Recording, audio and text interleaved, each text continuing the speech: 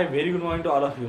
तो चलो आज हम बात करेंगे मेजरमेंट्स के, measurement of length, measurement of mass और मेजरमेंट ऑफ टाइम के बारे में। ओके, चलो तो फिर क्या होता है, मेजरमेंट ऑफ लेंथ किस तरह से की जाती है। एज यू नो दैट जो कॉमन लेंथ्स है, ओके, जैसे कि हम लोग एक लाइन सेगमेंट हो गई, उसकी लेंथ मेजर कर ली, ओके, या तो फिर किसी चीज़ का, किसी बड़ी चीज़ का डायमीटर मेजर कर लिया, तो हम लोग उसमें स्केल यूज़ करते हैं। ओके, हमारी जनरल स्केल यूज़ करते हैं, तो उससे हम लोग सेंटीमीटर मिलीमीटर तक एक्यूरेटली लेंथ मेजर कर सकते हैं। ओके, नाउ अगर हमें ज़्यादा बड़ी लेंथ मेजर करनी है, ओके, तो हम इस्तेमाल करते हैं टेप, ओके, मीटर टेप इस्तेमाल करते हैं। लेकिन क्या हो अगर हमें और ज़्यादा छोटी लेंथ मेजर करनी हो। सपोज़ मैंने एक बुक ली, एक बुक के कुछ पेजेस हैं, 15-20 पेजेस है, और उसकी मुझे थिकनेस, मतलब वो कितने जाड़ी बुक बन रही है, ये मुझे अगर मेजर करना है, तो ऑब्वियसली हम लोगों को पता है कि वो सेंटीमीटर मिलीमीटर से भी छोटे हो जाएंगे। ओके, तो इस तरह का चीज़ें मेजर करने के लिए, इस तरह की स्मॉल लेवल पर चीज़ें मेजर करने के लिए हम लोग एक इंस्ट्रूमेंट इस्तेमाल करते हैं, उसे कहते हैं वर्नियर कैलिपर। क्या कहते हैं? Vernier calliper. Vernier calliper 0.01 centimetre तक की लेंथ एक्यूरेटली मेजर कर सकता है। मतलब 1 सेंटीमीटर का वो 100वां हिस्सा बराबर से सही से मेजर कर सकता है। इससे भी अगर हमें और छोटी लेंथ मेजर करनी है, मतलब अगर हमें 1 मिलीमीटर का भी अगर 100वां हिस्सा मेजर करना है, ओके, तो उसके लिए और एक इंस्ट्रूमेंट आता है, उसे कहते हैं स्क्रू गॉज। ओके, तो ये जो स्क्रू गेज होता है, उससे हम लोग 10⁻⁻⁴ मीटर तक मेजर कर सकते हैं। ओके, सो 10⁻⁻⁵ मीटर तक मेजर कर सकते हैं विद द हेल्प ऑफ, हमने क्या कहा, स्क्रू गेज। और 10⁻⁴ सेंटीमीटर तक हम लोग वर्नियर कैलिपर से मेजरमेंट कर सकते हैं। अब ये तो हो गए छोटी चीज़ों के लिए मेजरमेंट। छोटी चीज़ों के लिए मेथड हम लोग डायरेक्टली स्केल से, वर्नियर कैलिपर से, स्क्रू गॉज से मेजर कर सकते हैं। लेकिन जो बड़े बड़े डिस्टेंस होते हैं, ओके, तो वो मेजर करने के लिए अलग अलग मेथड इस्तेमाल होती है। अगर सपोज हमें बहुत बड़ा डिस्टेंस मेजर करना है, distance between the star and planet, okay, distance between the earth and sun, okay, तो या तो फिर डिस्टेंस बिटवीन द हमारी अर्थ और एक कोई भी स्टार है जो 2-3 light years away from the earth है। अब इतने लार्जर डिस्टेंस मेजर करने के लिए पैरेलैक्स मेथड इस्तेमाल होती है।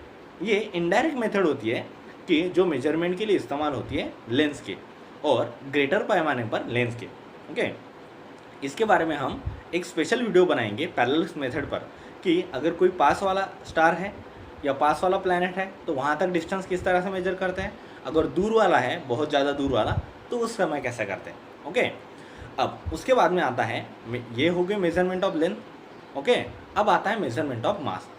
As you all know that जब भी हम मेजरमेंट ऑफ मास की बात करते हैं, ओके, सो कॉमनली अवेलेबल जो मासेस हैं, जिस तरह से पोटैटो, टोमेटो, ओके, हम लोग आलू, टमाटर, जिसके लिए भी जो इस्तेमाल करते हैं, उसके लिए कॉमन बैलेंस इस्तेमाल करते हैं। Nowadays we are using electronic balance, और आए दिन हम लोग क्या कर रहे हैं, इलेक्ट्रॉनिक बैलेंस भी इस्तेमाल कर रहे हैं। ओके, जब भी हमें स्मॉल लेवल पर मास मेजर करना होता है, तो हम इस्तेमाल करते हैं ग्राम्स। अगर हम लोग एक्स्ट्रा स्मॉलर अगर मास मेजर करना है हम लोगों को, तो हम लोग मिलीग्राम या माइक्रोग्राम इस्तेमाल करते हैं। ओके, तो अगर हमें बहुत ही ज़्यादा स्मॉल लेवल पर, ओके, मास मेजर करना है, तो उसके लिए इस्तेमाल होता है एटॉमिक मास यूनिट। अगर हमें एटॉमिक सब एटॉमिक पार्टिकल्स का मास मेजर करना है, तो उसके मेजरमेंट ऑफ मासेस की टेक्निक को कहते हैं स्पेक्ट्रोग्राफी, और उसमें यूज़ होता है एटॉमिक मास यूनिट। सो क्या आप लोगों को पता है कि 1 एटॉमिक मास यूनिट ये कितना होता है? 1 एटॉमिक मास यूनिट ये होता है 1/12 times the mass of C6, okay, C612। ये जो कार्बन C612 है, उसके मास के 1/12 टाइम होता है। ओके, 1/12 टाइम्स होता है, और इसकी वैल्यू लगभग आती है 1.66 इंटू 10⁻⁻27 किलोग्राम। ओके, ये वैल्यू आती है एक एटॉमिक मास यूनिट की। ओके, सो इस तरह से किया जाता है मेजरमेंट ऑफ मास। और मेजरमेंट ऑफ ग्रेटर मासेस, जैसे कि मेजरमेंट ऑफ, अब हम लोगों को मेजरमेंट करने हैं ग्रेटर मासेस, तो हम इस्तेमाल करते हैं क्विंटल्स, टन्स, इस तरह के यूनिट हम इस्तेमाल करते हैं और उसके लिए अलग अलग वेइंग मशीन्स होती है। और जिस तरह से अब मास ऑफ अर्थ हो गया, मास ऑफ सन हो गया, तो इन सारी चीज़ों के लिए तो हम लोग कोई कॉमन बैलेंस इस्तेमाल नहीं कर सकते कि इधर अर्थ डाल दो और इधर डालते रहो, वेट बढ़ाते रहो, इधर कुछ ना कुछ हो जाएगा, ऐसे तो कुछ नहीं करेंगे। तो इसके लिए ग्रेविटेशनल मेथड्स होती है।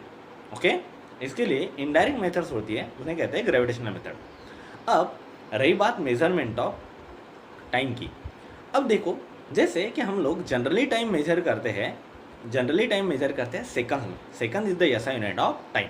ओके, और अगर हमें ज़्यादा बड़ा टाइम मेजर करना है तो मेजरमेंट ऑफ टाइम के लिए हम क्या इस्तेमाल करते हैं, हम आवर्स यूज़ करते हैं, मिनट्स यूज़ करते हैं। ओके, और जनरली हम लोग time with the help of watch, okay, with the help of clock हम क्या करते हैं, टाइम मेजर करते हैं।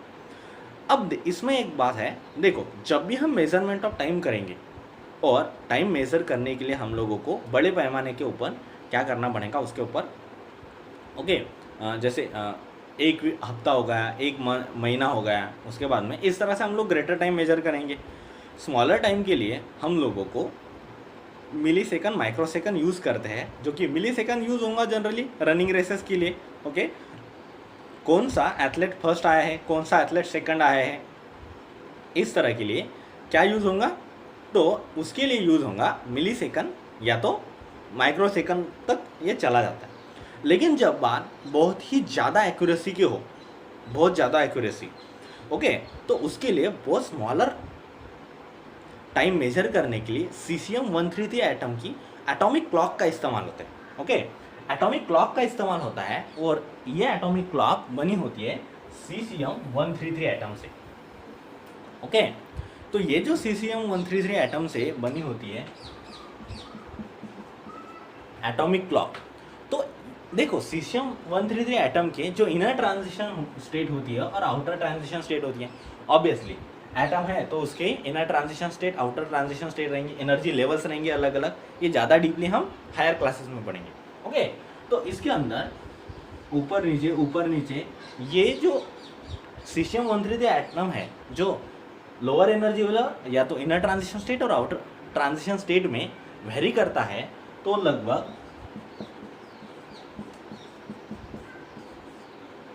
इतनी बार ट्रेवल करता है, इतनी बार वो वाइब्रेशन देता है एक सेकंड में।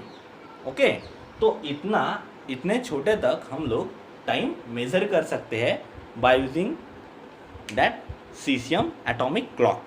समझ में आया आप लोगों को? ओके, नेक्स्ट लेक्चर में हम लोग पैरेलक्स मेथड पढ़ेंगे। Thank you.